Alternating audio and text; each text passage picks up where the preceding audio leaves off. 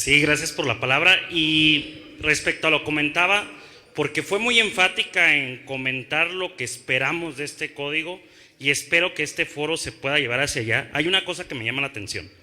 Efectivamente, los que nos toca litigar en varios estados, vemos la diferencia de Guanajuato, que en realidad sí es una justicia más expedita, no como la quisiéramos, pero a diferencia de otros estados, sobre todo estados vecinos, por no decir nombres, pero hay una situación en el Código Nacional que vislumbré y no sé usted qué piensa y los expertos que están aquí.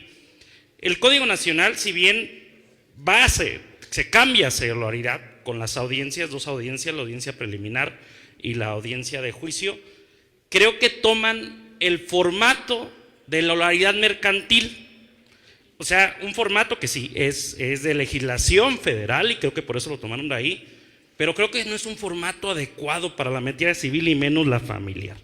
En específico me llama la atención un punto que yo siempre he creído que trasciende el principio de igualdad entre las partes, que es en la oralidad mercantil, que es demanda, contestación y desahogo a la vista a la contestación de demanda. Esto le da para mí una doble oportunidad al actor y no hacia el demandado. Y entonces eso sería un punto, pues creo que muy delicado, sobre todo para materia familiar, porque le va a dar una ventaja a una parte sobre otra. Eso por una parte.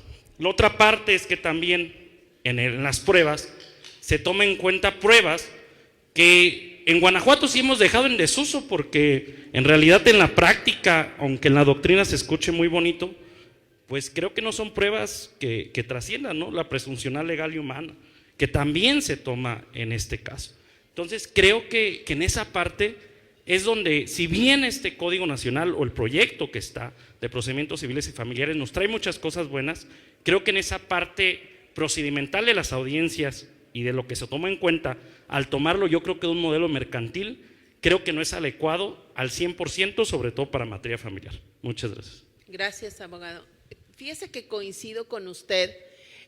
Yo también vislumbro que en este dictamen que se está poniendo a consideración se tomó el modelo más parecido a la oralidad mercantil, y sí me parece que debiéramos de hacer una diferencia porque los principios son distintos. Por eso les hablaba al inicio de la plática de que, por ejemplo, el principio de publicidad no debe de darse en materia familiar y otras cuestiones que en materia familiar impactan más. Por ejemplo, el actuar oficioso del juzgador.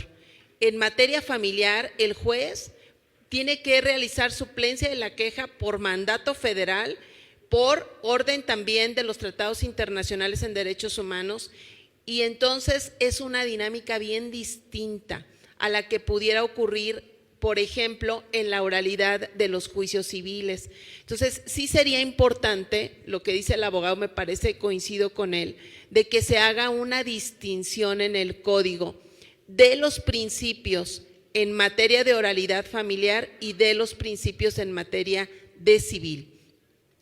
Y en relación a lo que manifiesta de las pruebas, bueno, yo advierto, y aquí qué bueno que se toque este tema, que se está cambiando un poco la visión en este proyecto.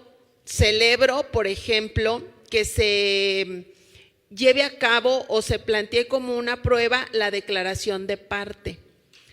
En la práctica no ha funcionado tan bien como quisiéramos la prueba confesional de posiciones. Y recordamos que cuando estudiamos Derecho en la universidad siempre nos dijeron que era la prueba líder y la prueba número 1, la confesional.